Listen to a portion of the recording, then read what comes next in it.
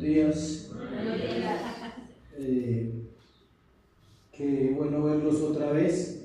Mi esposa decía que el martes y el miércoles, pero también el domingo hay que traer personas. Bueno, es porque la iglesia no para. La iglesia, recuerde que la iglesia no es una organización, la iglesia es un organismo vivo.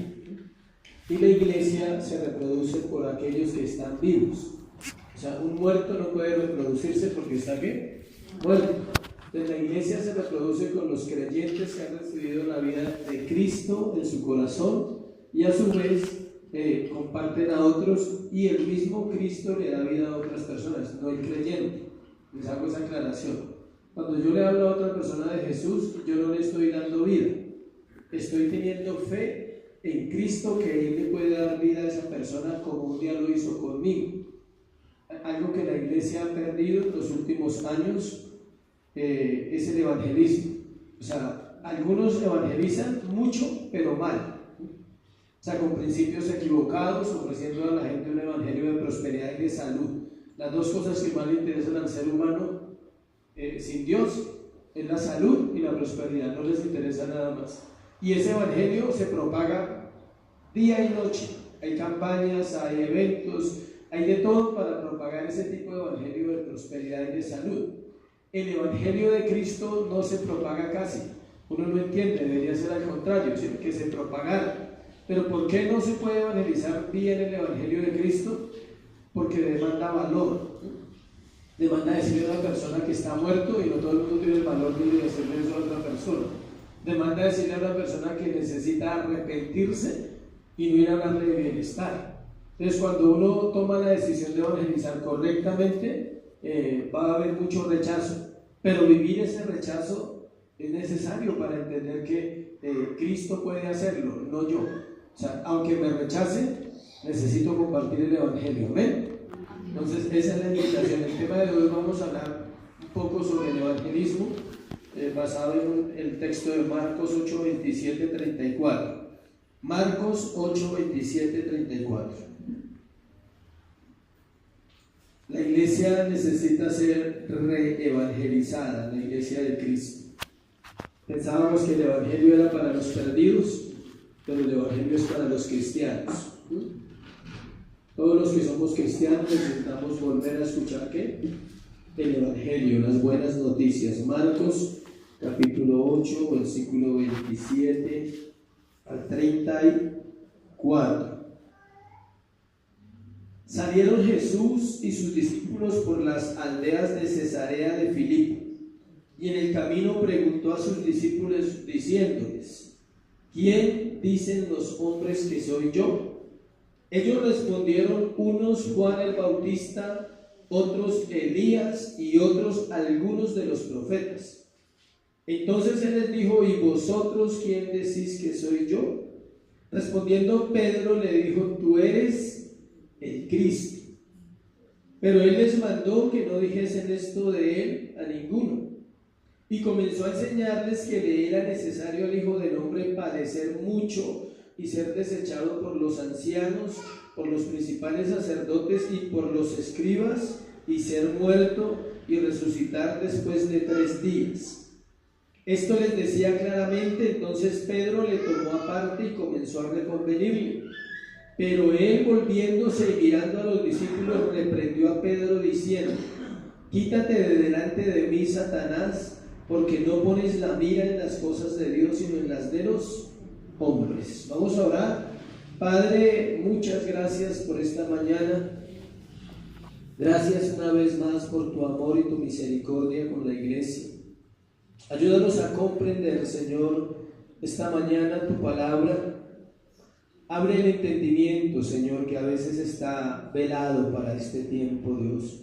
Pero oramos porque tu misericordia sea sobre esta congregación, porque seas tú el que la sostenga, porque seas tú el que añade vidas a este lugar. Pero sobre todo oramos, Señor, porque un día podamos verte realmente como tú eres, y todo terminará, Señor. Hoy te damos gracias por tu palabra, en el nombre de Jesús. Amén y amén. Noticias del reino. se llama la conferencia de hoy. ¿Cómo se llama? Dígale al que está a su lado, hoy hay buenas noticias. Pero a veces, dígale, pero a veces hay malas noticias también. Ninguna pregunta es tan importante como esta que encontramos en este pasaje. Esta es la pregunta más importante de la vida de los seres humanos. Todo el mundo se la ha hecho, y si no se la ha hecho, se la van a hacer, y usted tiene que hacérsela constantemente. ¿Quién es Jesucristo? Esa es la pregunta que determina toda mi existencia, determina dónde voy a vivir una eternidad, con Dios o separado de Dios. Porque la respuesta que la gente tenga a esta pregunta determinará el destino eterno al cual ellos se dirigen. Esta es la pregunta del millón, como dicen, la pregunta más poderosa que existe en esta tierra. ¿Quién es Jesucristo? Y en el pasaje encontramos el diálogo que Jesús tiene con sus discípulos y le pregunta a ellos: ¿quién dicen ustedes que soy yo? Y ellos le dan una opinión. Pedro le da una opinión en nombre de todos, pero luego él dice que quién dice la gente que soy yo, y luego les pregunta a ellos: ¿y ustedes quién dicen que soy yo? Esa pregunta hoy tiene que hacérsela de una manera clara en su corazón, porque de ahí determina toda la vida del ser humano. Los que piensan y ven a Jesús solo como un buen maestro, o como un profeta más, o como un sabio más, tendrán que conocerle no como el Salvador, sino como el juez. Las personas que toda la vida pensaron que Jesús era un buen maestro, o que Jesús era un profeta más, o que Jesús es una persona muy inteligente, muy sabio y que tenía muchos seguidores, no le van a conocer como Salvador, sino como ¿qué? Como juez. Marcos inicia su evangelio con esa declaración poderosa. Mire Marcos 1:1. Dice: principio del evangelio de Jesucristo, Hijo de Dios. ¿Por qué creen que Marcos empieza con esa frase y con esa palabra tan poderosa? Porque el autor de Marcos es Pedro, y Pedro nunca olvidaría ese día en que Cristo se reveló a su corazón. Hoy también vamos a mirar eso. Juan lo declaró en el principio de su evangelio también. Juan dijo que en el principio era el verbo, y el verbo era con Dios, y el texto famoso donde dice que el verbo estaba con Dios y el verbo era ¿qué? Dios. Entonces ellos tenían claro quién era. Obvio que esto lo escriben cuando ya Jesús ha muerto y cuando ya han pasado muchos años después, porque ellos ya sabían quién era Cristo. Pero hoy vamos a mirar cómo estaban en ese momento ellos. Los evangelios tratan de decirnos quién es Jesucristo y cómo corresponder a Él. ¿Por qué le digo que tratan? Porque si no es revelado el corazón, usted no sabe quién es Jesús, aunque lea los evangelios. Esa es la intención de los evangelios, decirnos Jesús es. Las 7 veces que utiliza el yo soy, está diciendo quién es Jesús. Juan 20:31 dice: estas cosas se han escrito para que creáis que Jesús es el Cristo, el Hijo de Dios, y para que creyendo tengáis vida en su nombre. El mensaje más poderoso de una iglesia es el evangelio. Se puede predicar todas las semanas, y todas las semanas nutriría al creyente.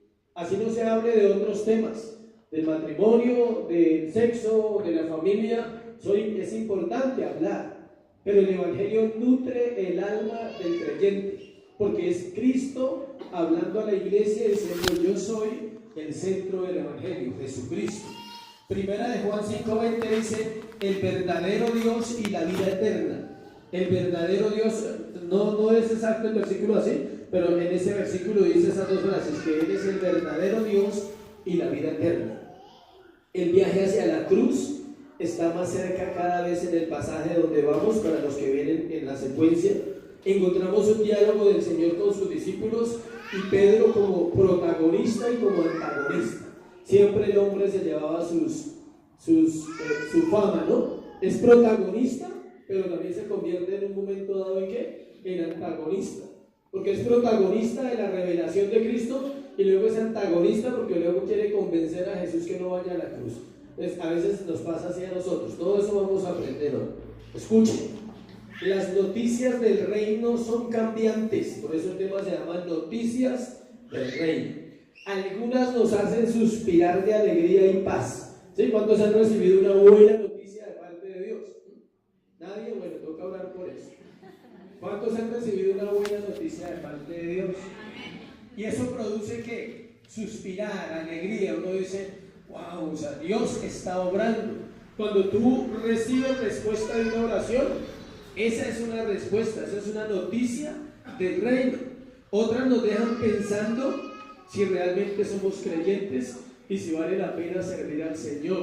O sea, hay noticias que nos impulsan y hay noticias que nos llevan a pensar y decir, realmente yo estoy amando a Dios como Él debe ser amado, le estoy conociendo, le estoy sirviendo.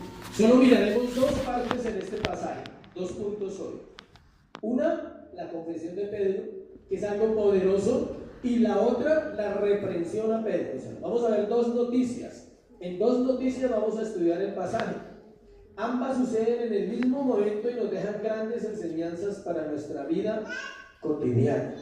Las noticias buenas y las noticias malas hacen parte de la vida del ser humano. Le tengo esa buena noticia. No hay noticias buenas siempre. Se necesitan noticias malas. Cuando uno quiere dar una mala noticia no sabe cómo hacerlo, ¿cierto? Uno lo piensa, uno dice, ¿cómo le digo? ¿Sí? Que se murió fulano. Uno no quisiera dar esa mala noticia, pero hace parte de la vida del ser humano. Y hoy vamos a estudiar eso. Primer punto, la buena noticia, la confesión de Pedro. Vamos a mirar la buena noticia del versículo 27 al versículo 30, que fue la confesión de ¿quién? De Pedro.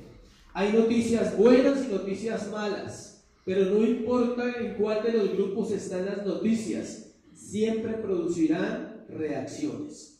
Ambas noticias producen reacciones en el ser humano, las malas y las buenas. Tanto en las unas como en las otras traen enseñanza. Una noticia buena trae enseñanza y una noticia mala también trae enseñanza. Comencemos en el versículo 27 de Marcos capítulo 8. Salieron Jesús y sus discípulos por las aldeas de Cesarea y de Filipo. Algunos estudiosos modernos describen a Jesús como andando en las ciudades, como decir, salieron al Centro Mayor o salieron al Titán, ¿sí? Ellos andaban vueltas por todas las ciudades y paseaban con Jesús. Qué privilegio, ¿no? Caminar con Jesús. Siempre les decía, vamos, hay algo que hacer, volvamos, salgamos, estemos. O sea, Jesús era totalmente el líder por excelencia en la vida de ellos. El último milagro, ¿dónde había sido? Sin mirar la Biblia. Hace 8 días hablé de eso. Solo una persona, por favor, que me alinee. ¿Dónde? Betsaida. Ahí está antesito, sucede. Lo vimos hace 8 días. Un ciego sanado, ¿dónde? En Betsaida. No necesitaba mirar la Biblia, tiene que acordarse. El último milagro había sido ¿dónde? En Betsaida. ¿Quién se acuerda qué es Betsaida? ¿Usted no se acuerda? Yo tampoco, no te preocupes. Donde hablamos cómo el Señor ilustró la ceguera espiritual de los discípulos y aprendimos que a veces estamos mirando a las personas como árboles que caminan. Esa frase de pronto sí se quedó un poquito más. Árboles que caminan. Ahora Jesús y sus discípulos van por las aldeas de Cesarea de Filipo. Esta ciudad está cerca de la antigua población israelita llamada Dan, y su nombre original era Paneas, y fue cambiado por Felipe el tetrarca, hijo de Herodes el Grande, en el año 14 después de Cristo. Uno se pregunta por qué se llamaba Cesarea de Filipo. No era Cesarea del niño, sino Cesarea. Bueno, de Filipo, o sea, no. Alguien decía, le tocó pasar por Cesarea. O sea, es Cesarea de Filipo. ¿Por qué? Herodes Felipe, era uno de los 4 hijos de Herodes el Grande. Eso ya lo hemos estudiado acá, ¿sí? Entonces, él, en el año 14, le cambia el nombre a la ciudad. Esa ciudad se llamaba Paneas en la antigüedad, y era donde estaba la tribu de Dan, de las 12 tribus de Israel, ¿sí? Usted dice, ¿y eso en qué me cambia la vida? En aprender, aprenda, ¿no? Sí, aprender me cambia a uno la vida. Sí, uno dice, pero eso no me va a salvar. Sí, pero nos ayuda a comprender las escrituras. La gente a veces dice, ¿por qué no habla de otra cosa? Le puso Cesarea, escuche para que sepa, en honor al emperador César Augusto y Felipe por él. O sea, Cesarea, ¿en honor a quién? Augusto César, el emperador de Roma. Y Felipe, pues por él, porque él era también un gobernador. De la ciudad se llamaba Cesarea de Filipo. O era como decir Cesarea de Felipe. Él había mandado cambiar ese nombre. El paralelo de Lucas, capítulo 9, versículo 18 al 21, nos dice que el Señor había estado orando y luego hizo las dos preguntas. Vamos a ese paralelo. Lucas, capítulo, Mateo, Marcos y Lucas, capítulo 9, del 18 al 21. Ese es un paralelo del mismo pasaje que estamos mirando. Siempre estudie los paralelos, le abre a usted el entendimiento. Aconteció que mientras Jesús oraba aparte, estaban con él los discípulos y les preguntó diciendo: ¿quién dice la gente que soy yo? Marcos no nos cuenta que Jesús estaba orando, pero Lucas sí nos cuenta que estaba orando. Y ahora se da cuenta que Mateo nos cuenta más cosas. La Biblia es hermosa para estudiar. Marcos nos dice unas cosas, Mateo nos dice otras, Lucas nos dice otras. Nos dice que el Señor había estado orando y luego hizo las dos preguntas. Siempre, valga la redundancia, uno se pregunta, ¿qué estaría orando el Señor? ¿Por qué creen que estaba orando el Señor en ese momento? Por sus discípulos, diciendo: Señor, que me conozca, que al hacer la pregunta, por favor, me conozca. Porque el Padre es el que revela la respuesta, no es el corazón de todos. Él había estado orando porque el Señor tal vez interviniera ahí, el Padre dijera: sí, puede que te conozcan ya o no te conozcan. Qué duro, ¿no? Que Jesús esté 2 años y medio con alguien y al último ya no me conoce. Pero más duro es pasar toda una vida engañado creyendo que conocemos a Dios y no conocerlo. Es más duro, porque no son 2 años y medio. Algunos llevan toda una vida y no conocen a Jesús. ¿Quién dice la gente que soy yo? Estaba examinando la opinión humana. Esa es la primera pregunta. ¿Y vosotros quién decís que soy yo? Estaba concentrado en la realidad divina. Primera pregunta, examinó la opinión humana. Y segunda pregunta, se concentró en una realidad ¿qué? Divina. Él sabía quién era. Son dos preguntas diferentes para sus discípulos. Una cosa es lo que diga la gente acerca de Jesús y otra era la que dijeran sus discípulos. Para él era importante, escuche, importantísimo. No para subir su ego ni para sentirse mejor. Él amaba a sus discípulos y él decía: es tan importante para mí que ellos sepan quién soy yo, pero también quiero saber qué dice la gente. Pero la opinión de la gente no era importante en ese momento para Jesús porque él la conocía. Hemos hablado que las multitudes le seguían porque les había dado comida, las multitudes le seguían porque hacía milagros, las multitudes le seguían porque enseñaba bien, pero las multitudes no le seguían porque era Dios. La deidad de Cristo, si alguien no entiende el término deidad, es su divinidad, es su santidad, es el nivel que la Escritura le da a Cristo como Dios. Él es Dios y ese es el mensaje central de la iglesia cristiana. Jesucristo es Dios. El Señor sabía lo que pensaban las multitudes de Él, pero quería examinar el corazón de sus discípulos. Las noticias buenas o malas examinan nuestro corazón y brotará lo que tenemos en Él. Siempre. Ojalá no se le olvide esa frase. Las noticias buenas o malas examinarán lo que hay en nuestro corazón y escuche, obligatoriamente brotará lo que tengamos en él. En una noticia mala puede brotar su falta de fe, o puede brotar su tristeza, su amargura, su dolor. En una noticia mala, si está dentro, va a brotar. Pero si el corazón está lleno de fe, puede ser una noticia más difícil, brotará la fe, y brotará la esperanza, y brotará el amor, y brotará ¿quién? Cristo. Porque el que escucha la noticia es ¿quién? Cristo primero en mi corazón. Y la noticia buena también puede brotar corazones soberbios. Cuando todo está bien y las noticias son buenas, puede brotar el orgullo. O sea, me está yendo espectacular. Todo lo que oro, Dios me lo responde, por favor. O sea, ¿quiere que ore por usted? ¿Sí? Todo lo que oro, Dios me lo responde. ¿Quiere que ore por usted? O sea, últimamente el Señor está full conmigo, se está portando a la altura. ¿Sí? Cada vez que oro, Él responde. Brotará de lo bueno, también brota lo malo. De las buenas noticias también brotan pecados en nuestro corazón, falsa confianza, apoyarnos en nuestra propia prudencia. ¿De qué? De las buenas noticias. Los estudiosos definen que no hay noticias buenas y no hay noticias malas. ¿Hay qué? Noticias. Y punto, no más. Porque la noticia mala para uno, para otro no puede ser tan mala. Si el dólar baja, para unos es malo y para otros es ¿qué? Buenísimo. Entonces no es bueno ni mala la noticia. Al fin y al cabo es ¿qué? Una noticia.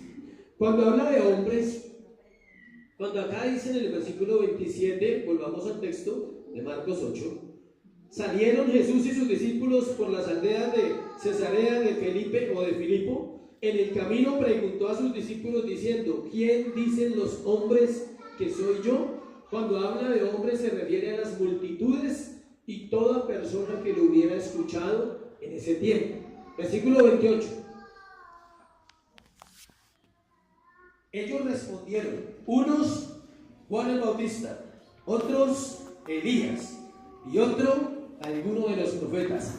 En Mateo, en el paralelo de Mateo capítulo 16, del 13 al 20, nombran a Jeremías. O sea, en Mateo usted va a encontrar una lectura que dice, unos Juan el Bautista, otros Elías y otros Jeremías. Aquí no lo nombra, pero Mateo sí lo nombra. Dijeron algunos, como dijo Herodes Antipas, consideraban que Jesús era Juan el Bautista y que había resucitado de los muertos. ¿Por qué ellos dijeron que algunos pensaban que él era Juan el Bautista? Basados en Herodes, capítulos 6, 14, 16 de Marcos. Aquí lo predicamos. Herodes creía que Jesús era Juan el Bautista y que había resucitado de los muertos, porque a él le habían quitado la cabeza, ya sabemos por causa de qué, de la inmoralidad de Herodes. Entonces ellos estaban basados en eso. Dijeron, pues nosotros hemos escuchado de parte de Herodes que él cree que es Juan, y otros que son seguidores de Herodes tal vez piensan lo mismo, que Juan ha resucitado. Otros que era Elías, a quien Dios había prometido enviar antes que viniera el día de Jehová grande y terrible. Malaquías 4:5. Usted lee Malaquías y hay una noticia ahí, dice que él enviaría al profeta Elías, pero el profeta Elías era espiritual, era Juan, pero ellos decían, otra gente está diciendo que tú eres ¿quién? Elías. Otros que era uno de los profetas como Jeremías, que según la tradición iba a regresar para establecer el reino del Mesías. Si hacemos un contraste con la situación actual, encontramos exactamente lo mismo en un contexto cultural diferente. Hoy en día tenemos los mismos conceptos. Hay gente que piensa que él es como un Juan, o como un Elías, o como un Jeremías. Escuche, hoy en día Jesús es visto como un buen maestro, como un profeta más y como un ejemplo de vida de un hombre muy sabio. Hay religiones que aprueban a Jesús, pero no como Dios, sino como un hombre que vivió en la tierra y que se comportó a la altura, o sea, no tenía tacha alguna de él, que fue juicioso, que fue obediente, que fue un buen hijo y que hizo una buena tarea religiosa. Hasta ahí. Muchos lo ven así. Para verlo como él es, debemos aceptar la buena noticia del Evangelio. Toda persona que quiera ver a Jesús como él es en la Biblia y lo que nos enseña la Biblia de él, debe entender que tiene que ser revelado a su corazón ¿qué? El Evangelio. El Evangelio significa buenas noticias, buenas nuevas. Filipenses capítulo 2, versículos 5 al 11 nos da una radiografía de quién era Jesús en ese momento, lo que dijo el apóstol Pablo. Filipenses está después de Efesios, Gálatas, Efesios y Filipenses.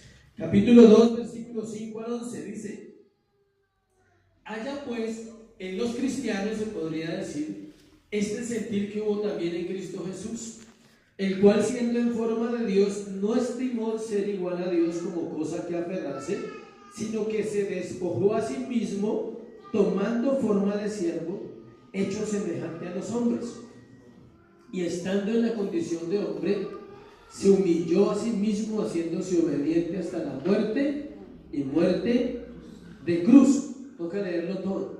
Por lo cual Dios también le exaltó hasta lo sumo y le dio un nombre que es sobre todo nombre, para que en el nombre de Jesús se doble toda rodilla de los que están en los cielos y en la tierra y debajo de la tierra, y toda lengua confiese que Jesucristo es el Señor, para la gloria de Dios Padre. Encontramos exactamente lo que Dios pide respecto a nuestra actitud ante la noticia más importante de todos los siglos. Dios descendió de los cielos para vivir en un cuerpo humano y salvar a los pecadores. Estoy haciendo una paráfrasis de lo que le leí. Se humilló siendo Dios y tomó el lugar de nosotros y recibió el castigo que nosotros merecíamos. Esa es la explicación de Filipenses. Se la voy a repetir. Él descendió de los cielos para vivir en un cuerpo humano y salvar a los pecadores. Se humilló siendo Dios y tomó el lugar de nosotros, recibiendo el castigo que nosotros merecíamos. Pero mire el versículo 5 de Filipenses: haya pues en vosotros este sentir que también hubo en Cristo Jesús. Los estudiosos dicen que la palabra sentir está diciendo pensamiento, o sea, haya pues en vosotros el mismo ¿qué? Pensamiento que hubo en Cristo. ¿Cuál pensamiento? Que Él es Dios, que Él renunció a su gloria para venir a vivir en la tierra por usted y por mí. ¿Por qué lo hizo? Por amor.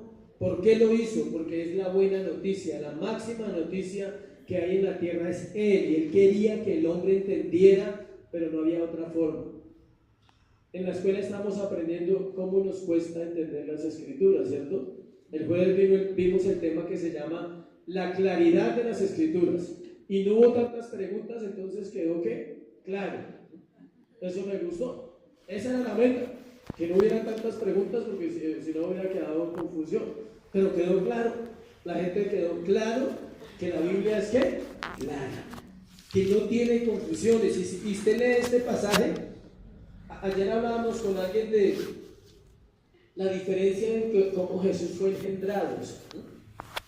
Cuando el hombre duerme con la mujer, con la esposa, aclaro, ¿sí? Quedó claro, ¿no? Cuando duerme con la esposa, no con la mujer, ¿sí? Cuando duerme con la esposa, él pone un espermatozoide en esa mujer y resulta que en ese espermatozoide está la naturaleza corrupta de Adán, del hombre, porque esta naturaleza es ¿qué? Corrupta, y lo que siembra es una semilla corrupta y va a dar un ser ¿qué? Corrupto, aunque sea un bebé, es un corrupto, ¿sí? Nace con esa corrupción. ¿Y qué pasa? Escuche, ¿por qué Jesús no podía ser engendrado por el hombre? Por ese pequeño detalle, porque iban a ser siendo ¿qué? Corrupto. Por eso es el único ser humano, porque él era humano, que fue engendrado por obra y gracia de ¿quién? Del Espíritu Santo. La semilla incorruptible de Dios en el Espíritu Santo fue puesta sobre el vientre de María y ella dio a luz un ser ¿qué? Incorruptible. Eso a mí me impresiona entenderlo. Yo decía, claro, por eso Él es santo y por eso ningún hombre es tan santo como Él. ¿Que se santifica? Sí, hay esperanza, no se preocupe, hay esperanza para nosotros. Nos santificamos en la medida en que conocemos de Dios y la palabra, pero no hay opción. El ser humano fue engendrado en corrupción, nace en corrupción, y si se descuida, muere en corrupción. Y por eso Corintios dice: cuando esto corrupto se vista ¿de qué? De incorrupción, refiriéndose a la resurrección.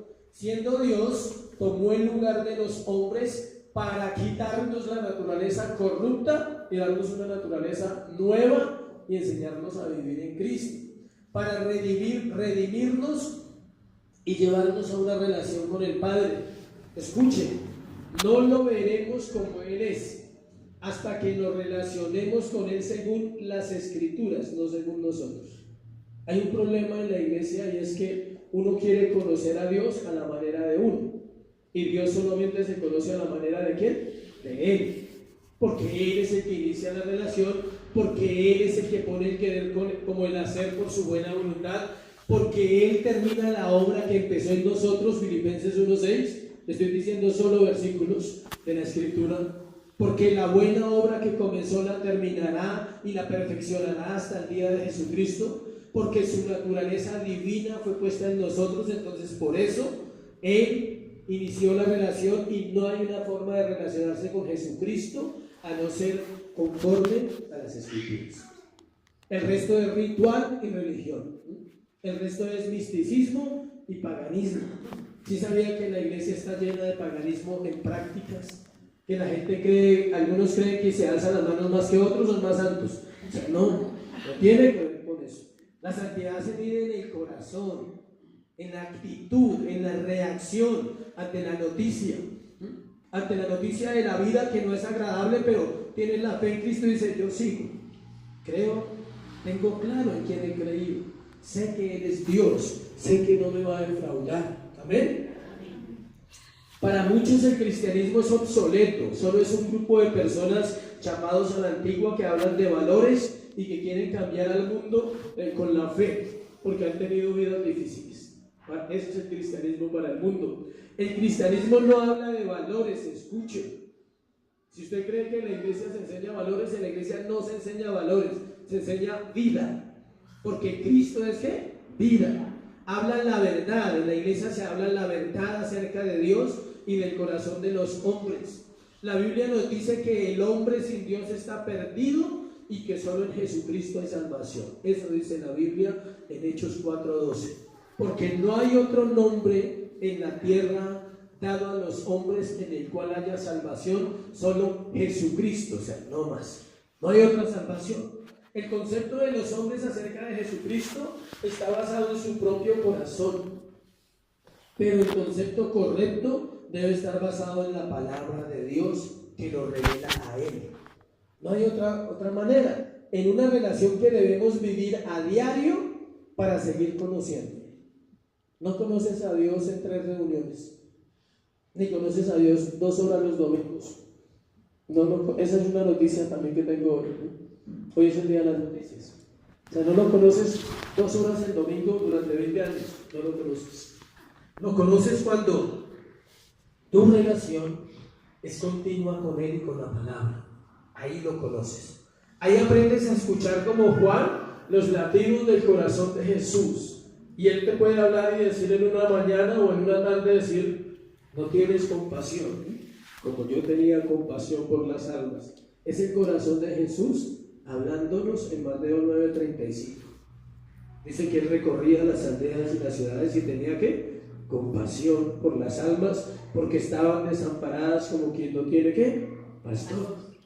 Si tú lees ese pasaje en intimidad y lo puedes llevar a tu corazón, dice: no tengo compasión, porque la gente está igual hoy. Versículo 29.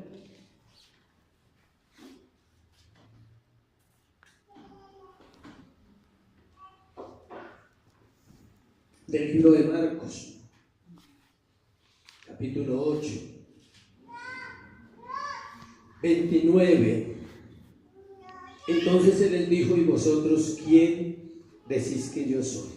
El momento de la evaluación, la que no nos gusta. El momento de la evaluación.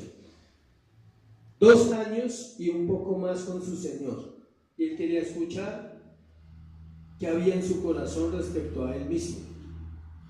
No porque no lo supiera, sino porque es parte de la relación que Él había establecido con ellos. ¿Cuántos anhelan que otro les diga que los ama? Así uno no levante la mano, tranquilo que lo necesita, no se preocupe. Sí, no se trata de levantar la mano, uno lo necesita. Sea un hermano, sea un tío, sea un primo, sea la esposa, sea un amigo, sea alguien, todos los seres humanos necesitamos que alguien nos diga algo. A veces parece que no, ponemos cara de resistencia, ¿sí? Que no, yo no necesito de nadie, sí. Y el Señor, en ese momento, su humanidad también necesitaba. Él decía: yo quiero saber en qué concepto me tienen ellos. Como Dios, Él no necesitaba nada, porque no necesita nada. Pero como hombre decía: yo quiero que ellos me digan quién soy yo, ¿verdad? Le digo como hombre porque como Dios, pues él dice: Yo sé que mi papá le va a decir a Pedro y Pedro me va a contestar, ¿sí? Ya, él sabía todo, ¿sí? Pero él quería evaluar el corazón de los discípulos. La respuesta: tú eres, ¿qué? El Cristo. Escuche las respuestas y pregúntese si para usted Jesús de Nazaret, el carpintero, ¿sí?, el Galileo, como le dicen, es el Cristo, el Hijo de Dios. Escuche esto, hay tanta necesidad de aprender en la iglesia que la gente no sabe ni quién es Cristo ni qué significa eso. No sabe ni qué significa el nombre Jesucristo. Ahorita lo vamos a mirar. Vamos a Mateo 16 para ampliar la respuesta del hombre llamado Pedro. ¿Por qué creen que Pedro no escribe su propia historia en su propio libro, que es Marcos? Tiene que escribirla a Mateo, ¿sí? Porque fue un momento vergonzoso, ¿sí? Y él escribe una parte, pero la otra parte se la deja a Mateo que la escriba. O sea, la parte bonita la escribe Mateo, la parte fea él se la lleva. O sea, él no se lleva honores en el libro. Dice, no, yo le respondí y él me dijo tal y me elogió y fue un tiempo tan espectacular entre los dos. No, él simplemente, en Marcos dice, tú eres el Cristo. Pero miren lo que nos cuenta Mateo capítulo 16, versículo 16. Vamos hasta el 15 de Mateo 16, 15. Él les dijo, ¿y vosotros quién decís que soy yo? Respondiendo Simón Pedro dijo, tú eres el Cristo, el Hijo del Dios viviente. Entonces le respondió Jesús, bienaventurado eres Simón, hijo de Jonás. ¿Se acuerdan por qué le dice Simón? Por bendición, porque no te lo reveló carne ni sangre, sino mi Padre que está en los cielos. Y yo también te digo que tú eres Pedro y sobre esta roca edificaré mi iglesia y las puertas del Hades no prevalecerán contra ella. Estudiamos la vida del apóstol Pedro y dijimos que cuando Jesús se refiere a él como Simón, siempre lo está llevando a una alerta, le dice, la vas a embarrar. En la próxima frase que vas a decir, la va a embarrar, Pedrito. Pero él no entendía por qué le decía Simón, porque era frágil. Simón significa caña mecida, y era frágil, débil. Y ahí le está diciendo, Simón, hijo de Jonás. Muy bien dicho, ¿sí? Pero ya Jesús sabía para dónde iba él, porque lo conocía muy bien. La palabra Cristo, escuche, chistos en griego, C-H-I, chistos, es la palabra griega para Mesías, escuche, y Mesías viene del hebreo que es Mashiach y significa el ungido. Escuche, la palabra Cristo es la palabra griega para Mesías, por eso ellos conocían al Mesías como ¿quién? Como Cristo, se escribe chistos con la che. Y la palabra Mesías venía del griego, del hebreo, que es Mashiach, M-A-S-H-I-A-H.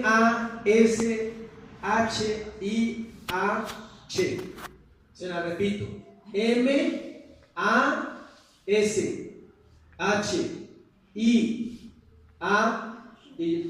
la última parte es che, entonces es muy difícil pronunciar. Dicen que se pronuncia Mashiach, significa el ungido.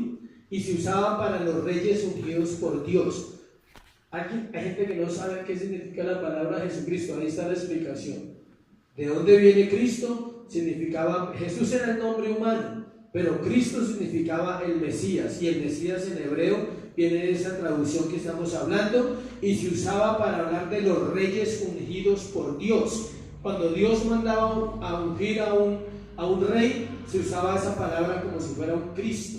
Era una anticipación de un Cristo que iba ¿a qué? A gobernar. Lo que Pedro dijo, escuche, es esto: tú eres el ungido, tú eres el rey de reyes, el que está sobre todos, tú eres el Cristo, el Hijo de Dios viviente. Ahora se está usando específicamente en este texto para recibirse al gran rey y al gran libertador anunciado por los profetas. Eso es lo que Pedro dijo exactamente en esos versículos. Esta convicción de Pedro no venía solo del corazón del apóstol en ese momento. La respuesta de Jesús en Mateo 16, 17 nos dice que fue el Padre quien reveló a Pedro esta verdad. Ahí lo leímos. Bienaventurado. ¿Qué significa bienaventurado? O sea, le dijo Pedro, tú vas a ser pleno, después de que seas zarandeado, obvio, ¿sí? Sí, porque ahí Jesús le dice a Pedro más adelante, dice, Pedro, el diablo ha pedido tu alma para zarandearla, dice, pero yo he orado por ti para que tu fe no falte. Escucha el texto. No le dijo, Pedrito, yo he reprendido al diablo para que no te zarandee. O sea, no le dijo así.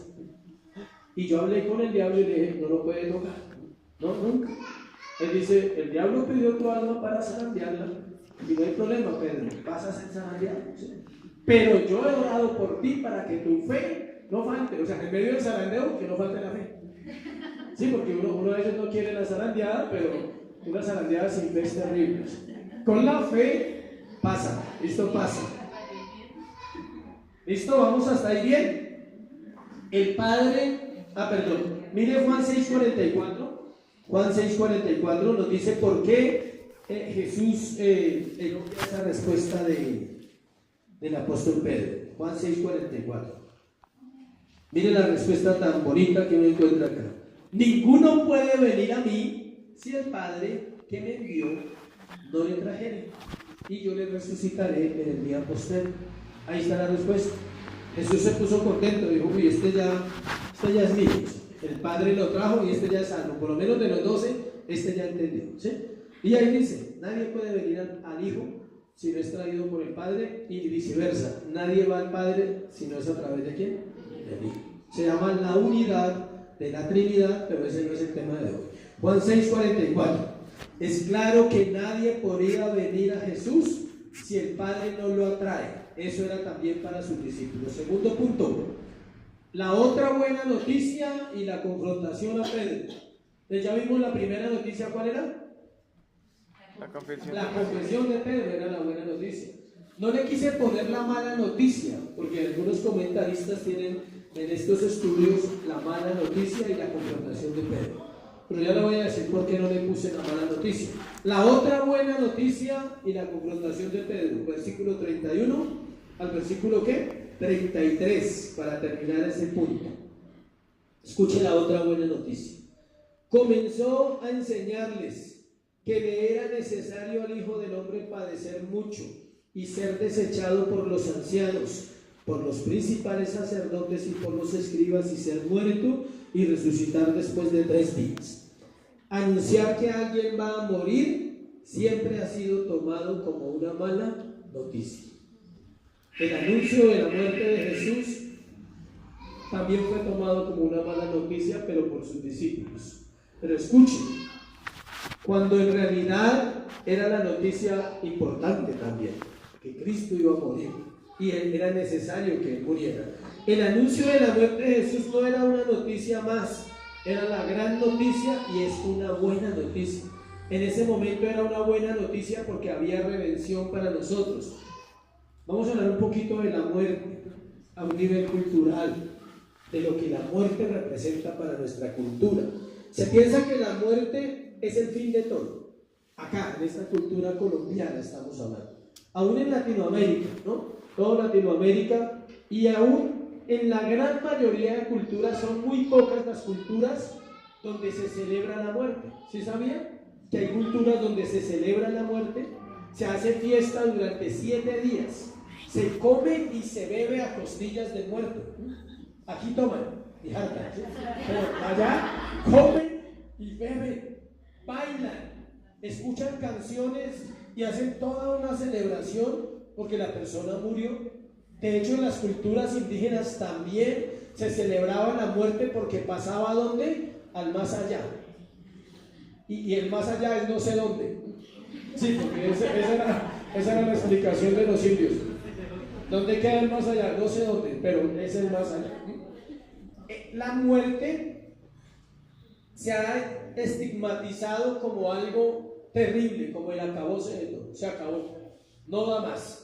Tomamos como si se acabaran las oportunidades y el tiempo. Escuchen, no se acaban ni las oportunidades ni el tiempo. En la muerte no terminan esas dos cosas. Para muchos la muerte es la última oportunidad porque entran al corazón de Jesús, y para otros se perdió la oportunidad, pero el tiempo no para. Nunca el tiempo se acaba en la muerte, al contrario, entramos en la eternidad. Sería como una frase a medias. Se acaba el tiempo terrenal, el que somos gobernados por un reloj de 24 horas, de 30 días al mes o 31 y 12 meses al año. Ese tiempo se termina cuando uno muere, pero entramos a un tiempo que se llama la eternidad.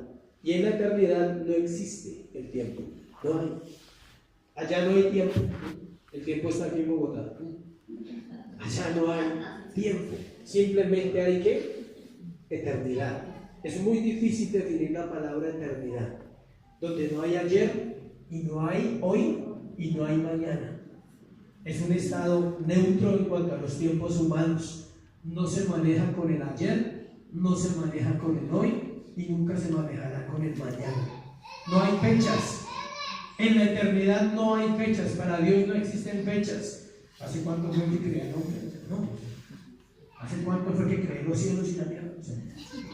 Él vivió en su eternidad pasada como el creador, y Él sabe que en su eternidad creó los cielos y la tierra, y Él sabe cuándo van a ser destruidos los cielos y la tierra. En su eternidad futura lo sabía, y en su eternidad presente vive en el hombre.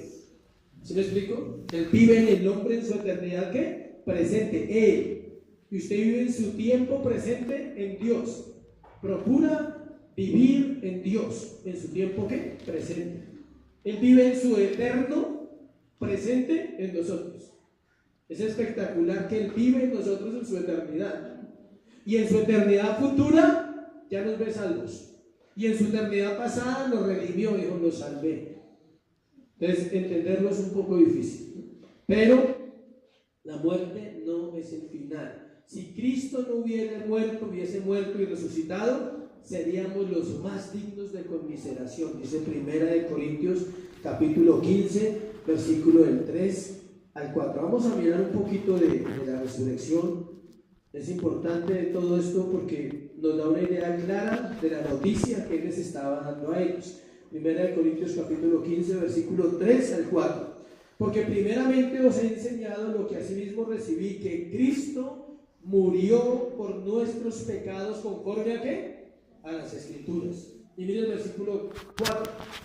Y que fue sepultado y que resucitó al tercer día conforme a ¿qué? A las Escrituras. Todo en la vida cristiana debe ser conforme a las Escrituras. Por eso Él usa esa palabra. Después de la revelación de quién era el Señor, era difícil para los discípulos comprender que siendo el Mesías tuviese que morir. ¿Por qué? Porque los judíos y los fariseos y los líderes religiosos habían tenido una mala enseñanza acerca de la resurrección. Y los judíos pensaban que el Mesías no moría. Y la Biblia lo dice, pero ellos la habían interpretado mal. Que el rey que venía tendría un reino ¿para qué? Para siempre. Pero ellos no metían en el pedacito de la interpretación la muerte del Mesías. Solo esperaban un rey salvador que los quitara de la opresión de Roma, de los impuestos, de pagar deudas, que los sanara y los restaurara, pero que no tuviera que morir.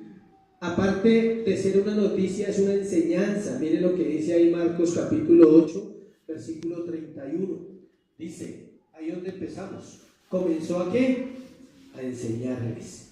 Aparte de ser una noticia, como dijimos anteriormente, pensamos que la muerte es el final debido a que no hemos sido enseñados correctamente acerca de este suceso. Una mujer me decía que día, no de acá de la iglesia, no se preocupen, de otro lugar, me decía que ella tiene miedo a morir. Ella es creyente. Yo le dije, ¿pero eres creyente o no eres creyente?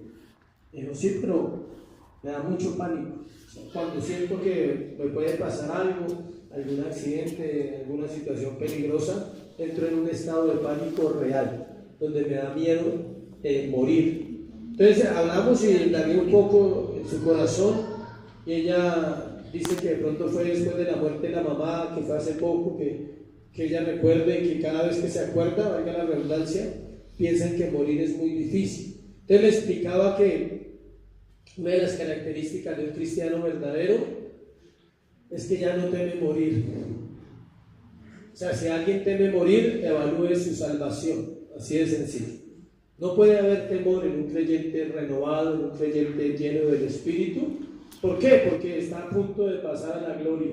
Y eso no puede ser motivo de miedo ni de temor. Por eso el apóstol Pablo decía, si vivo, vivo para el Señor. Y si muero, muero para el Señor. Dice, y no sé qué hacer. Tengo un dilema en mi corazón. Dice, porque si vivo, le puedo servir como anhelo. Dice, pero si muero, puedo estar con Él como yo anhelo. Esa debería ser la batalla todas las mañanas del cristiano. Decir, Señor, si muero, te veré hoy, por favor. Sí. Pero si no muero, te serviré hoy. ¿Sí ven? Esa es la verdadera batalla del cristiano. No es pensarse ya pagó el arriendo, no. Es que los servicios están para mañana lunes. O sea, no. Usted tiene que decir, mañana si muero, me encontraré con Él. Qué espectacular debe ser eso. Qué espectacular pensar que mañana moriré y estaré con Él. Pero si no pasa, qué bueno sea que me encuentre sirviéndole por si me toca mañana. Es difícil pensar así, ¿no?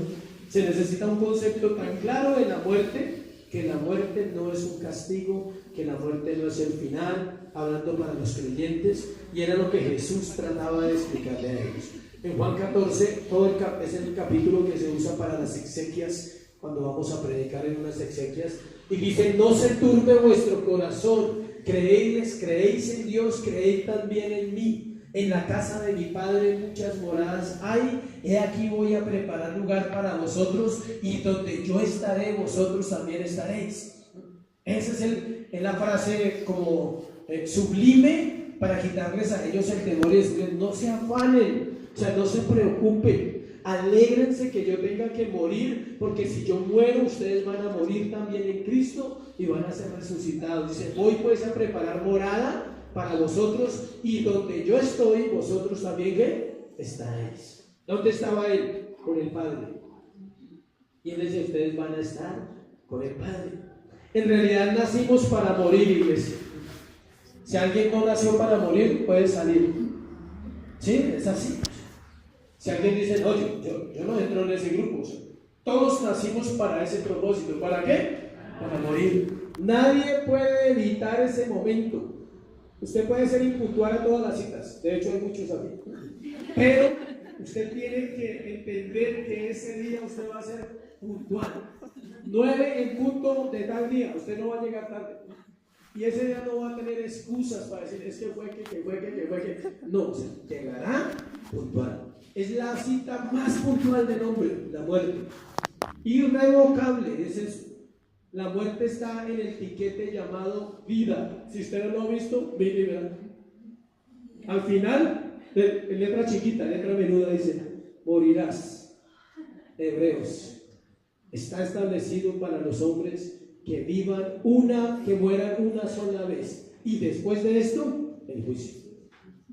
Ahí está en letra chiquita, sino que no miramos. O sea, en el contrato que tenemos de vida, ahí dice, morirás. Ahí está Hebreos, creo que es 11, 9, 28, esperen lo confirme, por si alguien lo quiere tener ahí en la letra menuda. Hebreos 9, creo que es Hebreos 9, 28, 9, si no, gracias a Dios no me equivoqué, Hebreos 9, 28, 27, perdón. De la manera que está establecido para los hombres que mueran una sola vez y después de esto, el juicio.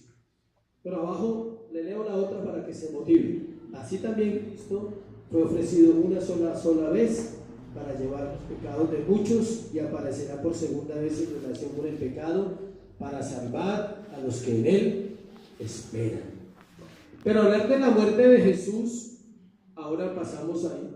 Ya hablamos de la muerte de nosotros, pero hablar de la muerte de Jesús es muy diferente a cualquier otra cosa.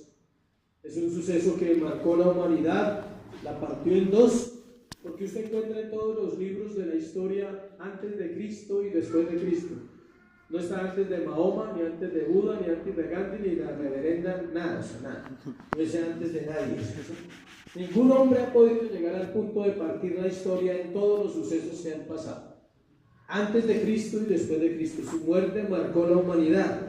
El apóstol Pedro sería quien más adelante en el libro de Hechos capítulo 2, versículo 23, habla que Jesús fue entregado para ser crucificado. Vamos a leerlo porque aquí lo tengo anotado, pero lo quiero leer acá en la Biblia. 2:23. Antes de leerlo, mientras lo busca, Hechos 2:23. ¿Por qué precisamente Pedro escribe esto? Por la revelación que tuvo.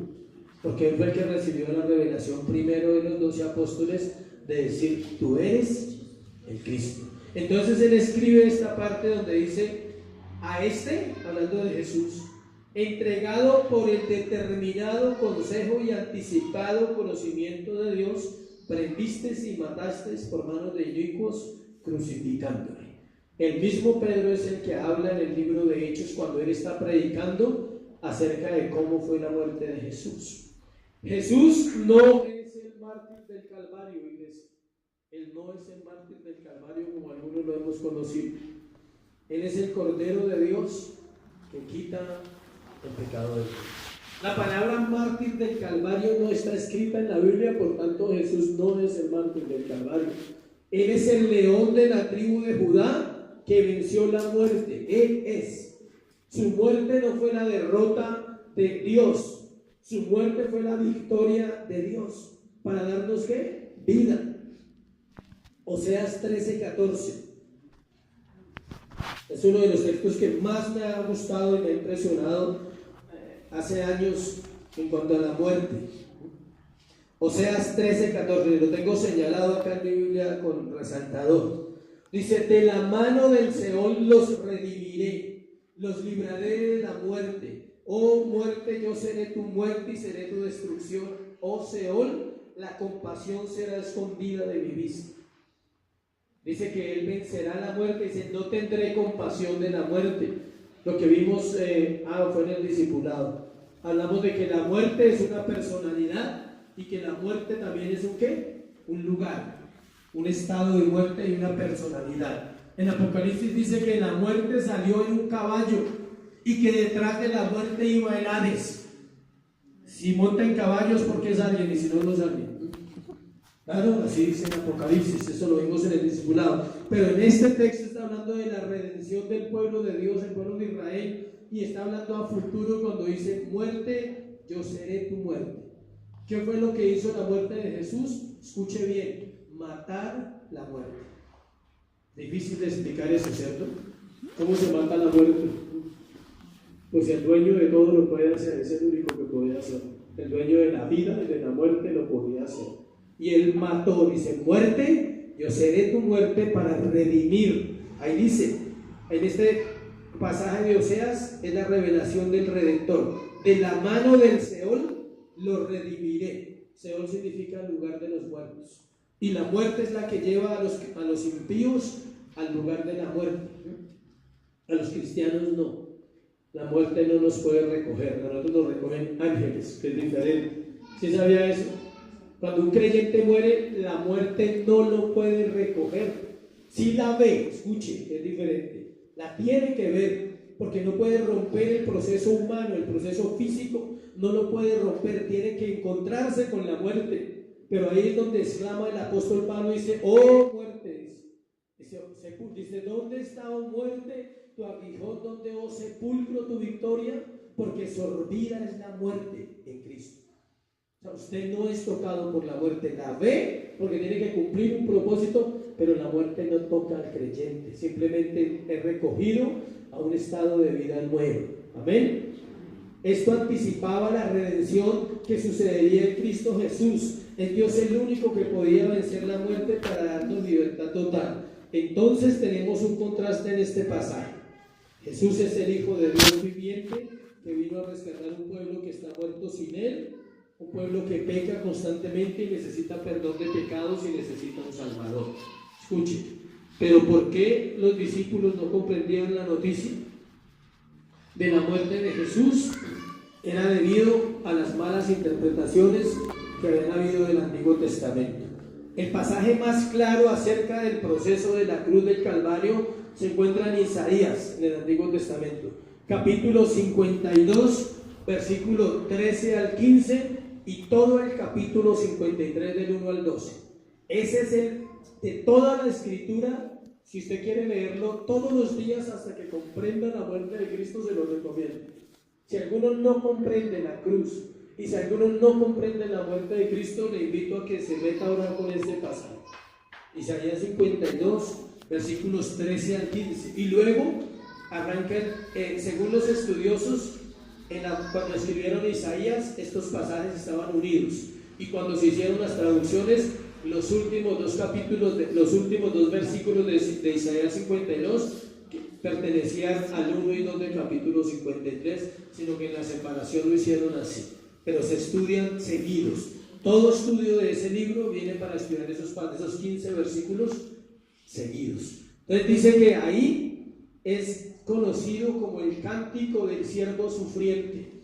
Es una canción, escuche. Es el cántico del siervo sufriente, donde habla todo el proceso de la cruz. Le compartimos un tema sobre eso en el seminario que hicimos el año pasado. Versículo 32 para ir terminando de Marcos. Capítulo 8, versículo 32. Esto les decía claramente. Entonces Pedrito le tomó aparte y comenzó a reconvenirle. Como siempre aparece alguien que cree que sabe más que Dios. Siempre aparece alguien así. Para ganarse su reprensión personal. Él pensaba que estaba mejor. Pedro tratando de demostrar su piedad. Escuche por qué la gente hace eso. Porque uno trata de ayudar a otro en sus propias fuerzas, tratando de mostrar ¿qué? Piedad. Llamó aparte al Señor. ¿Qué sobra de esto? O sea, qué insensatez la de Pedrito. O sea, uy, Señor, o sea, no has entendido la Biblia. Era como si le estuviera diciendo lo siguiente: ven un momentico, Jesús. Pedro era más grande de edad, ¿sí sabía? Pedro era más mayor que Jesús en edad. Pero él lo dice: Señor, ven un momentico para acá. Yo te voy a explicar algo, Señor. ¿Sí? Quizá tú no has comprendido bien las Escrituras, ¿sí? Y estás interpretando mal. ¿Sí? Algo está pasando en tu corazón, Cristo. Recuerda que la Biblia dice de ti que tú eres el Mesías, el Rey, y que tú permanecerás para siempre, y que tu reino no tendrá fin. Ellos habían leído el Antiguo Testamento. Entonces eso de la muerte y la cruz hay que reconsiderarlo, Jesús. Ahí dice que lo llama aparte, dice: venga un momentico, Señor. Empieza a reconvenirle. Lo tomó aparte y comenzó a reconvenirle. ¿Sabe qué es reconvenir a alguien? Pasear. ¿En serio? Pedro fue pasado ahí. O sea, no se sabe si por eso lo mandó zarandear, pero fue pasado ahí. O sea, en serio, o sea, fue reabusivo ahí con Dios. Él fue pasado al punto de irrespetos. Es que reconvenir no es dar un consejo. Reconvenir, según las Escrituras, es exhortar a alguien cuando usted tiene la razón. Y es como si le hubiera dicho: Señor, lo siento, esta vez estás equivocado. Entonces le dice que le tomó aparte y comenzó a reconvenirle. Versículo 33. Se ganó su reprensión. Punto. El Señor lo reprendió delante de los discípulos. Él pocas veces reprendió personas públicamente, si usted estudia bien la vida de Jesús, pero aquí se lo merecía, ¿sí? Es la reprensión más dura que Jesús hiciera públicamente a uno de sus discípulos. Es la primera vez en el grupo que tiene que coger a alguien y decirle: venga, párese ahí, le voy a decir esto, delante de todos. Pedro pasó un momento de gloria a un momento de infierno. Y el cristiano a veces le pasa exactamente igual. De un momento de gloria por la mañana, por la tarde está que chilla. O sea, Señor, no comprendo qué está pasando con mi vida hoy. Esta mañana fue tan especial y le salen con estas. O sea, uno dice: no puedo creerlo. A un momento de ¿qué? De infierno. De recibir la revelación del Padre, porque es el Padre el que le da la revelación a Pedro, a ser instrumento de Satanás y manifestar una naturaleza caída. En Mateo 16, 23, en paralelo nos dice otra palabra que es interesante. Mateo, de esa respuesta de Pedro, Mateo 16, 23. Mire lo que dice ahí.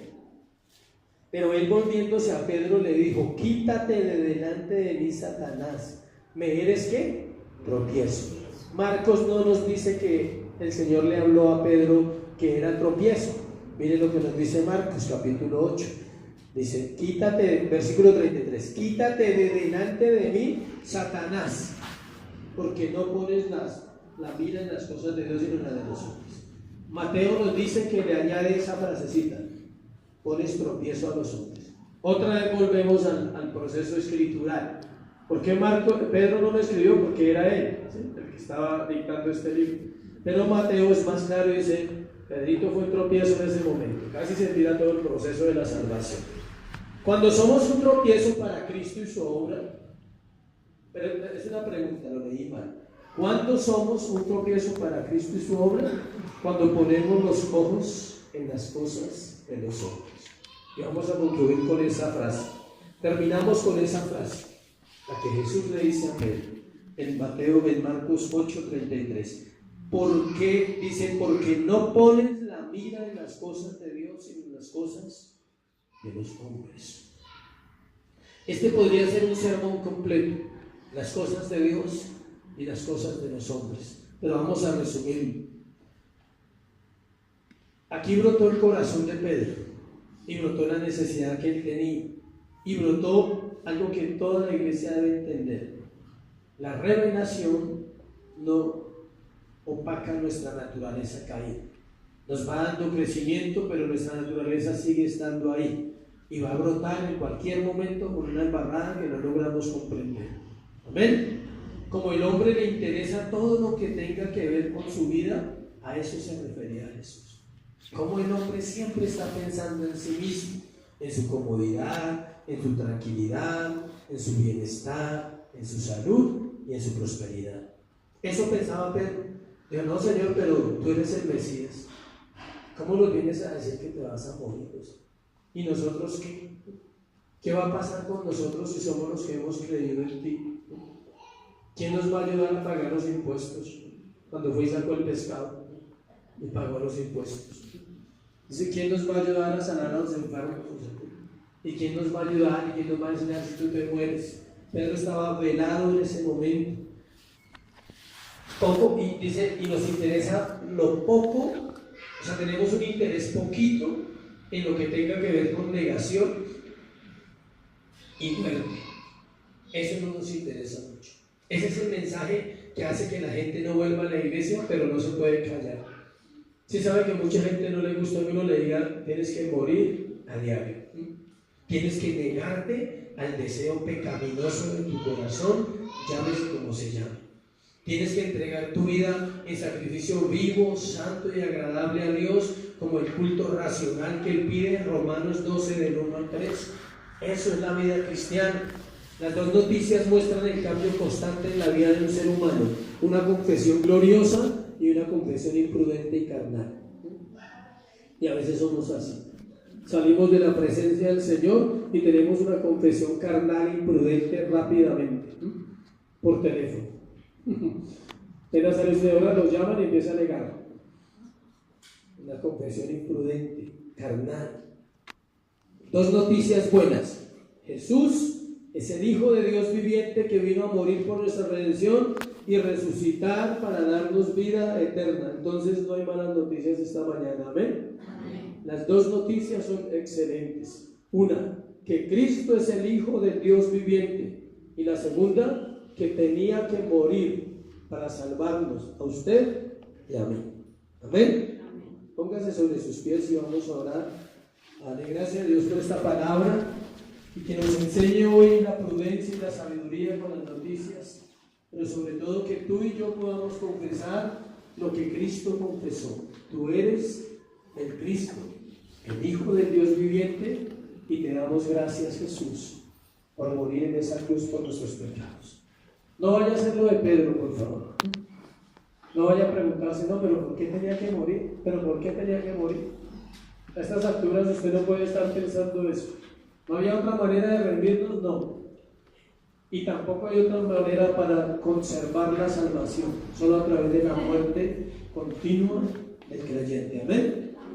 Padre, gracias por esta mañana, Señor, por tu iglesia, porque te ha placido, Señor, levantar esta iglesia en la doctrina y en la palabra tuya. Una vez más tenemos que venir a ti en la actitud que dice la Biblia en Filipenses que estudiamos hoy. En el mismo sentir, acuérdate. Ven a Jesús en el mismo sentir que hubo en el mismo Jesús. En un sentir humilde, en un sentir humillante a veces. En un sentir que me dice en mi conciencia y en mi corazón que yo le necesito. En ese sentir de saber que Él es el Hijo de Dios, el Hijo del Dios viviente, el Cristo, el Mesías que se ofreció voluntariamente por nuestras almas, solo para darnos salvación, solo para mostrar su amor hacia nosotros, hacia su creación, hacia sus criaturas.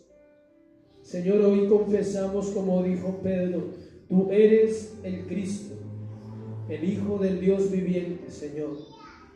Tú eres el que habita en la eternidad y tu nombre es Santo Dios.